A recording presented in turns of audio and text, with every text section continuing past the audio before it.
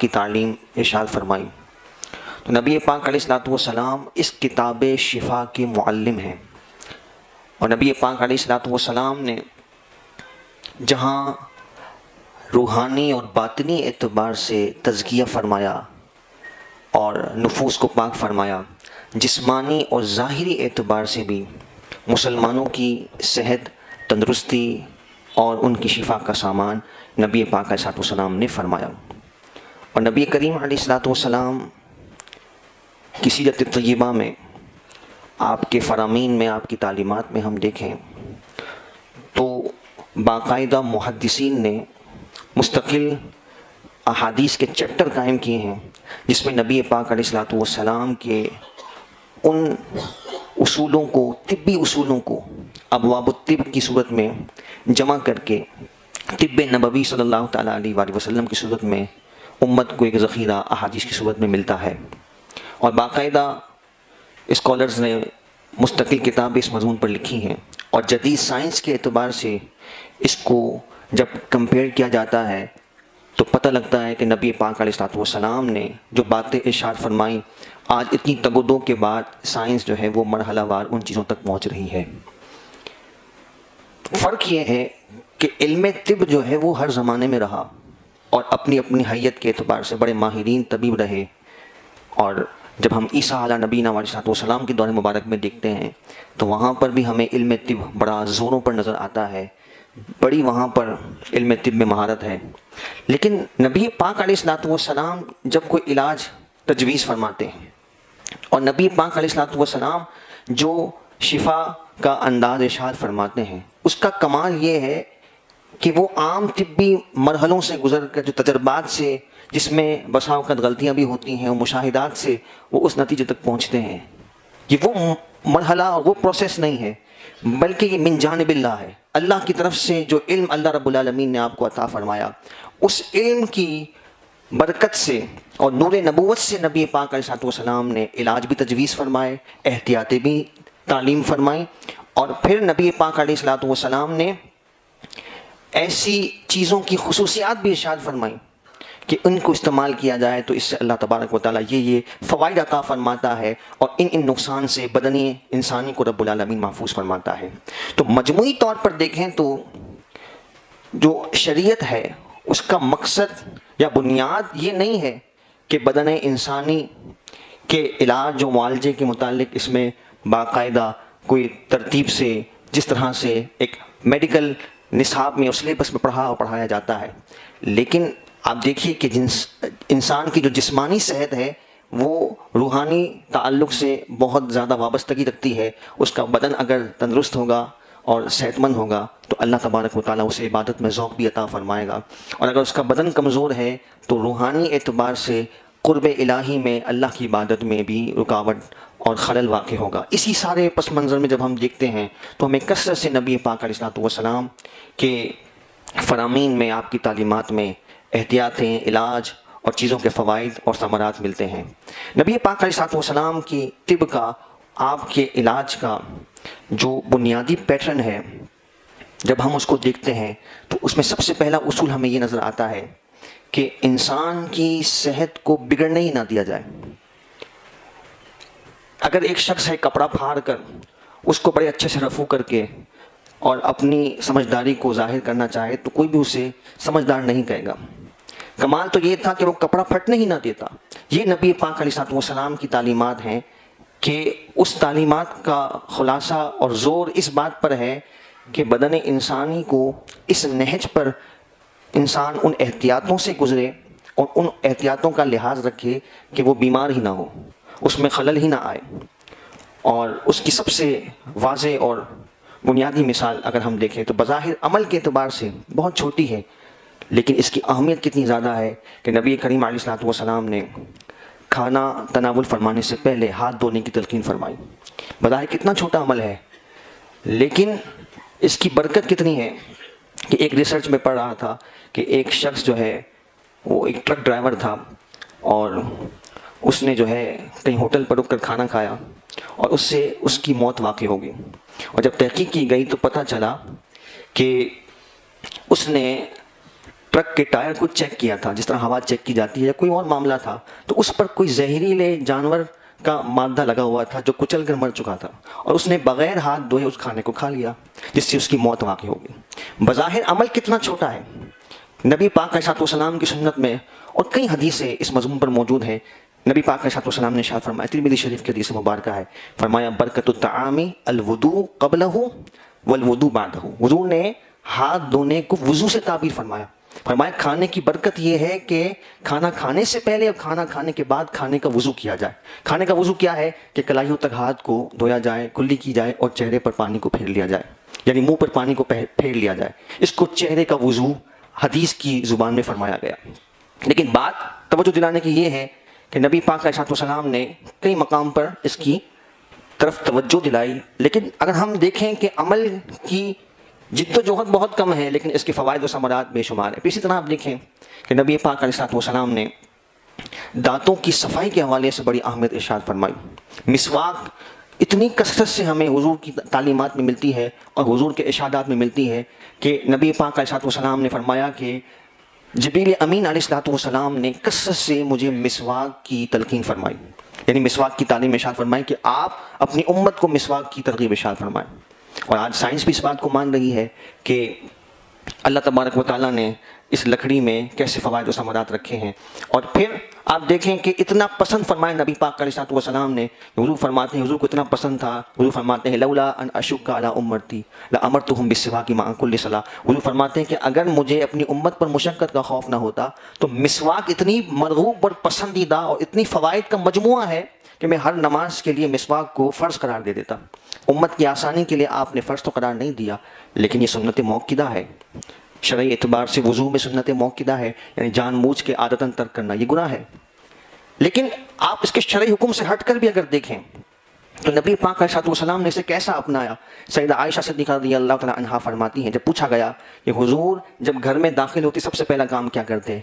قالت بالسواک، نبی پاک علیہ السلام سب سے پہلے مسواک کرتے، گھر میں آنے کے بعد سب سے پہلے مسواک، گھر سے نکلتے ہوئے سب سے پہلے مسواک، کھانے سے پہلے مسواک، کھانے کے بعد مسواک، ہر نماز سے پہلے مسواک۔ اتنی کثرت سے نبی پاک علیہ السلام نے مسواک فرمائی۔ تو ایک تو دانتوں کی صفائی کی اہمیت بھی اس سے ہمیں پتہ لگتی ہے کہ اس کا انسانی شخصیت میں بڑا اہم کردار بھی ہے، اور دوسری طرف آپ دیکھیں اگر طبی نقطہ نظر سے بھی ہم دیکھیں تو جب انسان کے منہ میں وہ غذا کے اجزاء پڑے پڑے سڑتے رہیں جو اس نے صاف نہیں کیے، اب وہ جب اگلی خوراک کھائے گا تو وہ سارے اس کے جو جرثومے ہیں، جو اس کی نقصان دہ اجزاء ہیں، وہ سارے کے سارے دوبارہ اس کے پیٹ میں اور معدے میں جاتے ہیں، جو اس کے کھانے کے سارے فوائد کو ضائع کر دیتے ہیں۔ یہ نبی پاک علیہ السلام کے اس مبارک عمل کی حکمتیں ہیں۔ تو نبی پاک علیہ السلام کی جو طب ہے، آپ کے جو علاج کا انداز ہے، جو آپ نے اپنی امت کو تعلیم فرمایا، اس کا انداز جو ہے وہ پریونٹل میڈیکیشن سے ہے، یعنی پہلے سے آپ احتیاطی ایسی رکھیں کہ جسم جو ہے متاثر ہی نہ ہو۔ پھر آپ دیکھیں نبی پاک علیہ السلام نے سرمے کی طرف بھی اسی جہت سے ہم دیکھیں تو توجہ دلائی کہ سرما نبی پاک علیہ السلام نے فرمایا کہ یہ بینائی کو تیز کرتا ہے، اور نبی پاک علیہ السلام نے فرمایا کہ یہ جو پلکوں کے بال ہیں اس میں یہ تیزی سے اگتے ہیں جس سے آنکھ کے حسن میں اضافہ ہوتا ہے۔ تو ایک بظاہر چھوٹا سا عمل ہے لیکن یہ نگاہوں کی تیزی کا جو ہے وہ ذریعہ اور سبب ہے۔ پھر نبی پاک علیہ السلام نے یہ بھی ایک موقع پر ارشاد فرمایا، نبی پاک علیہ السلام نے جو احتیاطی تدابیر ہمیں ارشاد فرمائی اس میں یہ فرمایا، جہاں طاعون کا ہمیں ذکر ملتا ہے، جذام کا مرض جو ایک متعدی پھیلنے والا مرض سمجھا جاتا ہے، نبی پاک علیہ السلام نے فرمایا کہ یہ عذاب ہے، عذاب کی ایک صورت ہے، اور جس علاقے میں یہ طاعون ہو اس علاقے میں تم نہ جاؤ۔ اب نبی پاک علیہ السلام کی احادیث میں ہم جب غور کرتے ہیں تو حضور علیہ السلام کی احادیث ہمیں یہ بتاتی ہیں کہ کوئی بھی مرض بذات خود نہیں پھیلتا، جیسا کہ نبی پاک علیہ السلام نے جب ایک موقع پر ارشاد فرمایا لا عدویٰ، کہ بیماری جو ہے ایک سے دوسرے میں منتقل نہیں ہوتی، تو صحابہ نے مثال کے طور پر پیش کرتے ہوئے ایک سوال عرض کیا کہ ہم یہ دیکھتے ہیں کہ ہمارے یہاں اونٹوں کی کثرت ہوتی ہے، اور ایک اونٹ جب خارج زدہ ہوتا ہے تو اس کی وجہ سے پورا جو اونٹوں کا ریور ہے سب خارج زدہ ہو جاتے ہیں۔ تو نبی پاک علیہ السلام نے بڑا پیارا جواب ارشاد فرمایا، انہوں نے فرمایا کہ پہلے اونٹ کو کس نے بیماری عطا فرمائی؟ تو بیماری اتارنے والا بھی اللہ تبارک و تعالیٰ اور اس کی شفا بھی اللہ تبارک و تعالیٰ ہی عطا فرماتا ہے. تو مرض بذات خود پھیلتا نہیں ہے، لیکن یہ تو حقیقت ہے کہ مرض کے ہر بیماری کے اپنے جراثیم ہیں. تو نبی پاک علیہ الصلوۃ والسلام نے یہ ارشاد فرمایا کہ جس جگہ طاعون ہو وہاں نہ جاؤ، اور اس پر بڑا ایک تفصیلی اور ذوق ایمانی پر مشتمل محدثین نے کلام کیا ہے. وقت اتنا ہمارے پاس نہیں ہوتا، لیکن اگر میں اس کے خلاصے کے طور پہ بات عرض کروں کہ نبی پاک علیہ الصلوۃ والسلام نے یہ اس لیے منع فرمایا کہ انسان جب اللہ تبارک و تعالیٰ کی ذات پر توکل رکھتا ہے اور وہ کسی ایسی جگہ پر چلا جائے جہاں پر بیماری پھیلی ہوئی ہو، تو پھر یہ اس کی ایمان کی بنیادوں کو کوئی کہیں کمزور نہ کر دے کہ وہ یہ سمجھے کہ بیماری دینے والا تو اللہ تعالیٰ ہے، لیکن اس کا ذہن پھر اس بیماری کے ذاتی طور پر پھیلنے کی طرف نہ چلا جائے اور وہ یہ نہ سمجھے کہ میں وہاں گیا اس وجہ سے بیمار ہو گیا. حالانکہ بیمار کرنے والا، بیماری دینے والا اللہ تبارک و تعالیٰ ہے، اور شفا دینے والا بھی اللہ تبارک و تعالیٰ ہے. اور پھر دوسری طرف نبی پاک علیہ السلام نے یہ بھی ارشاد فرمایا کہ جس خطے میں بیماری ایسی ہو کہ جس کو لوگ پھیلنے والا سمجھتے ہیں، اس خطے کو چھوڑ کر دوسری جگہ بھی نہ جایا جائے. یہ نہ سمجھا جائے کہ میں یہاں رہوں گا تو مر جاؤں گا اور یہ بیماری مجھے بھی پکڑ لے گی، کیونکہ یہ ہو نہیں سکتا کہ انسان کی تقدیر میں اگر وہ بیماری لکھی ہوئی ہے اور وہ دوسری جگہ جائے اور وہ اس بیماری سے محفوظ رہ جائے. تو یہ نبی پاک علیہ السلام کی تعلیمات، احتیاط بھی فرمائی اور پھر یہ بھی فرمایا کہ کہیں اس بیماری کے اثرات کہیں دوسرے علاقے میں نہ پہنچیں اور وہاں کے لوگ یہ نہ سمجھیں کہ یہ فلاں شخص آیا اس وجہ سے بیماری ہم تک منتقل ہوئی ہے. بہرحال خلاصہ یہ ہے کہ بیماری کے پھیلنے کی احتیاط بھی نبی پاک علیہ السلام نے ارشاد فرمائی کہ اس سے بھی بچا جائے. اگرچہ بذات خود بیماری منتقل نہیں ہوتی، بیمار کرنے والا بھی اللہ تبارک و تعالیٰ، شفا دینے والا بھی اللہ تبارک و تعالیٰ، لیکن کہیں انسان کے ایمان اور توکل کی بنیاد کمزور نہ ہو، اس لیے بھی نبی پاک علیہ السلام نے اس طرف توجہ ارشاد فرمائی. اور پھر آپ دیکھیں نبی پاک علیہ السلام کو اللہ تبارک و تعالیٰ نے اشیاء کی تاثیر کے بارے میں بھی علم عطا فرمایا. ایک موقع پر سیدہ ام منذر فرماتی ہیں کہ نبی پاک علیہ السلام ہمارے گھر تشریف لائے اور درخت پر جو ہے وہ کچی کھجوریں لگی ہوئی تھیں. نبی کریم علیہ السلام جیسے ہی گھر میں داخل ہوئے، ساتھ حضرت علی المرتضیٰ کرم اللہ تعالیٰ وجہہ الکریم بھی تھے. آپ نے جب ان کھجوروں کو دیکھا تو آپ فوراً ان کی طرف بڑھے انہیں توڑنے کے لیے. تو نبی پاک علیہ السلام نے فرمایا مہما یا علی فإنک ناقہ. آپ نے فرمایا اے علی تم رک جاؤ، تم ابھی ابھی بیماری سے اٹھے ہو، یہ کھجور تمہاری طبیعت کے موافق نہیں ہے. پھر سیدہ ام منذر فرماتے ہیں کہ نبی پاک علیہ السلام نے خود ان کھجور کو تناول فرمایا، لیکن حضرت علی مرتضیٰ کرم اللہ تعالیٰ وجہہ الکریم آپ بیماری سے اٹھے تھے تو اس لیے آپ کو کھانے سے منع فرما دیا. پھر صاحب خانہ نے کچھ دیر بعد ایک کھانا جو جو اور چکندر کو ملا کر بنایا گیا تھا وہ جب بنا کر پیش کیا تو اب نبی پاک علیہ السلام نے خاص طور پر حضرت علی مرتضیٰ کو مخاطب کر کے فرمایا علی من ھذا فاصبو فإنہ اوفق لک. اے علی تو اس کو تناول کر، یہ تیری طبیعت کے، تیرے مزاج کے زیادہ موافق ہے. تو نبی پاک علیہ السلام ان اشیاء کی خصوصیات سے بھی اللہ رب العالمین کے اذن سے واقف ہیں. پھر آپ دیکھیں کہ ہم بیمار جب ہوتے ہیں تو بسا اوقات ایسی کیفیت ہوتی ہے، یا گھر میں کوئی بیمار ہو جائے تو بسا اوقات ایسی کیفیت ہوتی ہے کچھ کھانے کا دل نہیں چاہتا. تو اس پر نبی پاک علیہ السلام کا کتنا پیارا فرمان ہے. نبی پاک علیہ السلام نے فرمایا لا تکرہوا مرضاکم علی الطعام. اپنے مریضوں کو کھانا کھانے پر مجبور نہ کرو. فإن اللہ تبارک و تعالیٰ یطعمہم ویسقیہم. بے شک اللہ تبارک و تعالیٰ انہیں کھلاتا اور پلاتا ہے. یعنی مرض کی کیفیت میں جب انسان کو کھانے کا جی نہیں چاہ رہا تو اس وقت جو اس کی بدن کی طاقت کی جو کمی ہے اللہ تبارک و تعالیٰ اسے اس غذائیت سے پورا فرماتا ہے. یہ رب العالمین کا اپنے بندوں پر کرم اور فضل ہے. تو میں نے عرض کیا کہ پہلے احتیاطیں اور پھر ساتھ میں نبی پاک علیہ السلام نے تدبیر بھی ارشاد فرمائی کہ جب انسان بیمار ہو جائے تو پھر ایسا نہیں ہے کہ بیماری کو بوجھ سمجھنا شروع کر دیں. پھر بیماری کے فضائل بھی نبی پاک علیہ السلام نے ارشاد فرمائے کہ انسان جب بیمار ہوتا ہے تو اللہ تبارک و تعالیٰ کی قرب میں ہوتا ہے، اللہ رب العالمین اس کے گناہوں کو معاف کرتا ہے، اس کے درجات کو بلند کرتا ہے. تو یہ بیماری بھی اس کے لیے نعمت بن کر آتی ہے، اور بہت ساری صورتوں میں یہ بیماری بڑی بیماریوں کے توڑ کے لیے اللہ تبارک و تعالیٰ عطا فرماتا ہے. تو یہ بھی نبی پاک علیہ السلام کی تعلیمات میں ملتا ہے. اور پھر اگر کوئی بیمار ہو ہی جائے تو پھر نبی پاک علیہ السلام نے علاج کی بھی ترغیب ارشاد فرمائی.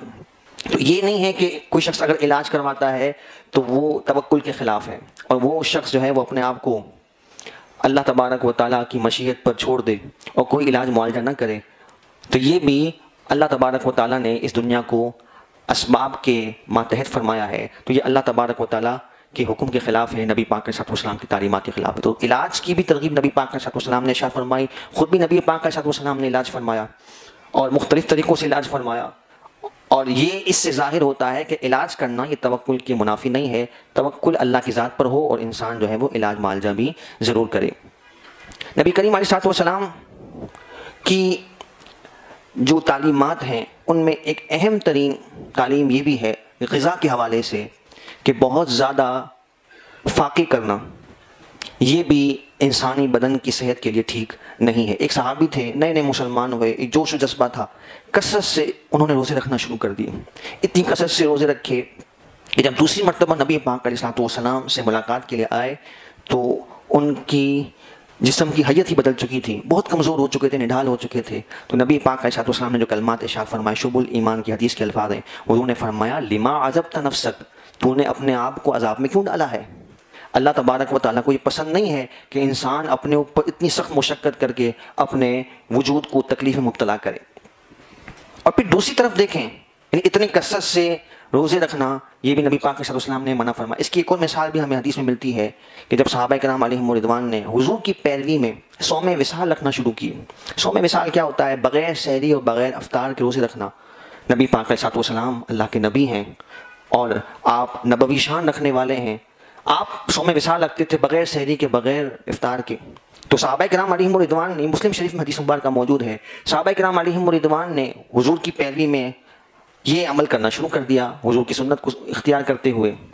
لیکن جب نبی پاک علیہ السلام نے دیکھا کہ صحابہ کرام علیہم رضوان نڈھال ہو رہے ہیں اور کچھ تو ایسے ہیں کہ جو غش کھا کر گر رہے ہیں، بے ہوش ہو رہے، ظاہر ہے اتنے دن ہو گئے، نہ سحری ہے نہ افطار، یہ مسلسل روزے ہی روزے ہیں، تو نبی پاک علیہ السلام نے ناراضگی کا اظہار فرمایا کہ ایکم مثلی، تم میں سے کون میرے مثل ہے، یطعمنی ربی ویسقینی، او کما قال علیہ السلام، حضور نے فرمایا کہ میرا رب مجھے کھلاتا اور پلاتا ہے، یہ روزے تمہارے لیے شرعی حکم کے طور پر نہیں ہے۔ یہ نبی پاک علیہ السلام کی خصوصیات ہیں، حضور کی شان ہے کہ اللہ رب العالمین نے آپ کو ان روزوں کا حکم ارشاد فرمایا۔ تو یہ کثرت سے کھانا نہ کھانا یہ بھی شریعت میں مرغوب اور پسندیدہ نہیں ہے، اور دوسری طرف اتنا کھا لینا اور اتنا پیٹ بھر لینا کہ یہ اس کے لیے مضر صحت بن جائے، نبی پاک علیہ السلام نے کئی فرامین میں بڑی سخت اس کی مذمت فرمائی، اور نبی پاک علیہ السلام نے اسے کافر کی خوراک فرمایا، اتنا کثرت سے کھانا۔ حضور نے فرمایا المسلم یأکل فی معن واحد، فرمایا کہ مسلمان جو ہے وہ ایک آنت سے کھاتا ہے، والکافر فی سبعۃ امعاء، اور کافر جو ہے وہ 7 آنتوں سے کھاتا ہے، یعنی زیادہ کھانا یہ جو ہے وہ کفار کی علامت نبی پاک علیہ السلام نے ارشاد فرمائی۔ اللہ رب العالمین نے اہل ایمان کے لیے، مسلمانوں کے لیے تھوڑی غذا میں بھی بڑی برکت رکھی ہے اور بڑی غذائیت رکھی ہے۔ اور پھر نبی پاک علیہ السلام نے یہ بھی ارشاد فرمایا ما ملأ آدمی وعاء شر من بطن، انہوں نے فرمایا کہ آدمی جو سب سے بڑا برتن بھرتا ہے وہ اس کا پیٹ ہے، یعنی پورا پیٹ بھرنا، نبی پاک علیہ السلام نے فرمایا یہ بدترین برتن ہے جو اس نے بھرا ہے، پیٹ بھر کے کھانا اس کو نبی پاک علیہ السلام نے پسند نہیں فرمایا۔ حضور نے فرمایا بحسب ابن آدم عقلات یقیم صلبہ، حضور نے فرمایا کہ ابن آدم کے لیے، انسان کے لیے چند لقمے ہی کافی ہیں جو اس کی پشت کو سیدھا کر دیں اور اسے عبادت میں معاونت کر دیں۔ اور حضور نے فرمایا کہ اگر زیادہ کھانا ہی ہے، چلیں 3 لقمے ہم کہیں کہ یہ ہمیں تو نہیں چلے گا، تو حضور علیہ السلام نے اس طرف بھی ہماری رہنمائی فرمائی کہ اگر زیادہ کھانا ہی ہے، فرمایا لا محالہ فثلث، حضور نے فرمایا کہ اگر کھانا ضروری ہے تو پھر پیٹ کے 3 حصے کریں، وہ مشہور حدیث مبارکہ۔ حضور نے فرمایا ثلثہ بطعام، 1/3 کھانے کا، وثلث لشراب، اور 1 حصہ پینے کا، مشروب کا، وثلثہ لنفسی، اور 1/3 جو ہے وہ سانس کے لیے، ہوا کے لیے وہ باقی چھوڑے۔ تو اتنا پیٹ بھر کے کھانا کہ انسان کے لیے ہلنا مشکل ہو جائے، یہ نہ صرف یہ کہ اخلاقی اعتبار سے برا ہے بلکہ انسانی صحت کے لیے بھی انتہائی مضر ہے۔ زیادہ کھانا نبی پاک علیہ السلام نے پسند نہیں فرمایا۔ شیخ سعدی رحمۃ اللہ تعالیٰ علیہ نے حدیث مبارکہ نقل کی ہے، بڑی مشہور حدیث ہے کہ آپ نے فرمایا، ایک واقعہ نقل فرمایا کہ نبی پاک علیہ السلام کے پاس ایک اجمی بادشاہ نے تحفے کے طور پر ایک طبیب بھیجا کہ جا کے مسلمانوں کا مدینہ منورہ میں علاج کریں، اور وہ کئی دنوں تک مدینہ منورہ میں رہا، کوئی بیماری نہیں ہوتا، بڑا مایوس ہوا، اور اس نے جب جاتے ہوئے یہ اپنی شکایت پیش کی کہ کوئی مجھ سے علاج کروانے نہیں آیا، تو اسے بتایا گیا کہ ہمارے یہاں کوئی بیماری نہیں ہوتا، کیونکہ ہمارے نبی پاک علیہ السلام کی یہ تعلیمات ہے، بڑی اہم یہ تعلیمات ہیں. بڑا اہم یہ جملہ ہے. کہا کہ ہمارا انداز یہ ہے کہ جب تک بھوک نہ لگے ہم کھانے کو ہاتھ نہیں لگاتے، اور جب بھوک باقی ہوتی ہے ہم کھانے کو روک دیتے ہیں. یہ اصول اگر میں کہتا ہوں ہم اپنا لیں تو بہت سارے خطرناک امراض سے اللہ تبارک و تعالیٰ ہماری حفاظت فرمائے گا. یہ ایسا نہیں ہے کہ ہم نے جو کھانے کے ٹائم اپنے طور پہ فکس کر لیے وہی جو ہے وہ ضروری ہیں، ان پر کھانا ضروری ہے. جب تک انسان کو بھوک کی طلب نہیں ہے تو اگر وہ کھانا کھاتا ہے تو یہ اس کے لیے بیماری کا سبب بن سکتا ہے. اور بہت پیٹ بھر کر کھانا یہ بھی انسان کے لیے نقصان دہ ہے. کچھ بھوک باقی ہو انسان کھانے کو روک دے تاکہ اس کی ڈائجیشن میں اور دیگر نظام ہضم میں وہ بہتری کا سبب اور ذریعہ بن سکے. پھر نبی پاک علیہ الصلوۃ والسلام کا ایک تاریخی جملہ اس حوالے سے، طب کے حوالے سے بڑا اہم جملہ. کئی حدیثوں میں مختلف الفاظ سے مختلف سند سے یہ بات ملتی ہے. حضور علیہ الصلوۃ والسلام نے فرمایا ما انزل اللہ داء الا وانزل له شفاء. اللہ تعالیٰ نے کوئی بیماری ایسی نہیں اتاری کہ جس کی شفا نہ ہو.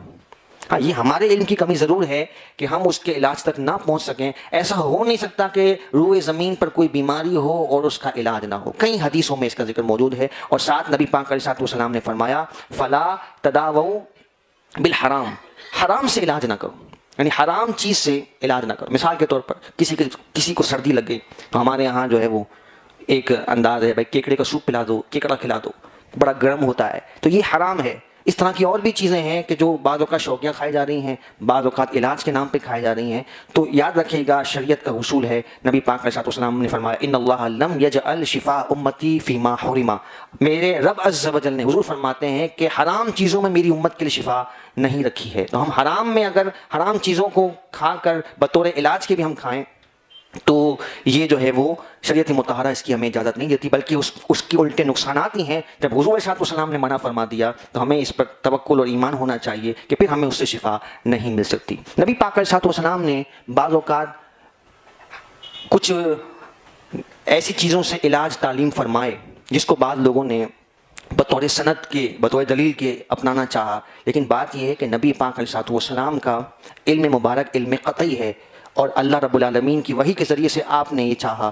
اور پھر ایک مخصوص واقعہ تھا، اس سینیریو میں نبی پاک علیہ الصلوۃ والسلام نے ایک مخصوص گروہ کو اجازت مرحمت فرمائی اور بعد میں کسی کے لیے ایسی اجازت نہیں تھی. تو بہرحال حرام سے علاج جو ہے وہ نبی پاک علیہ الصلوۃ والسلام نے منع فرمایا ہے. اور پھر آپ دیکھیں وقت ہمارا مکمل ہو گیا. نبی پاک علیہ الصلوۃ والسلام نے دعائیں بھی تعلیم فرمائی شفا کے لیے. یہ بہت ضروری ہے.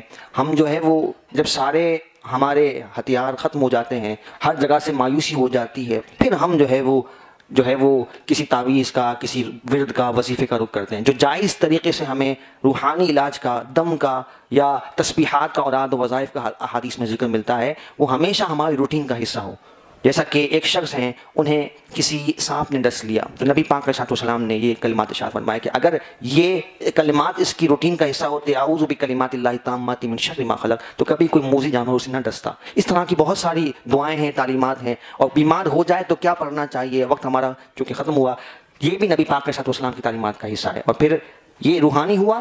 اور پھر ایک نبی پاک علیہ الصلوۃ والسلام کا معجزاتی شفا کا بھی انداز ہے کہ حضور کے پاس اگر کوئی مریض آیا، حضور نے اپنا لعاب دہن اقدس کو لگایا، اس کو اللہ رب العالمین نے شفا عطا فرمائی. حضرت قتادہ کی آنکھ جنگ میں نکل آتی ہے، نبی پاک علیہ الصلوۃ والسلام لعاب دہن اقدس لگاتے ہیں، انہیں شفا مل جاتی ہے. پھر ایک صحابی ہیں، ایک مارکے سے واپس آتے ہیں، ان کی پنڈلی ٹوٹ جاتی ہے، نبی پاک علیہ الصلوۃ والسلام لعاب دہن اقدس لگاتے ہیں، اللہ رب العالمین شفا عطا فرماتا ہے. پھر صحیح مسلم کی حدیث مبارکہ ہے سیدہ ام سلمہ نبی پاک علیہ الصلوۃ والسلام کا جبہ مبارک جو ہے وہ پانی میں گھول کر مریضوں کو پلاتی. یہ صحابہ کا عمل ہے اور مسلم شریف کی صحیح حدیث میں موجود ہے. تو یہ بھی ایک شفا کا انداز ہے، جو معجزاتی انداز ہے جو اللہ رب العالمین نے اپنے محبوب کریم صلی اللہ تعالیٰ علیہ وسلم کو عطا فرمایا. رب العالمین حضور نبی کریم علیہ الصلوۃ والسلام کے دہن اقدس کے صدقے سے تمام مریضوں کو شفا نصیب فرمائے.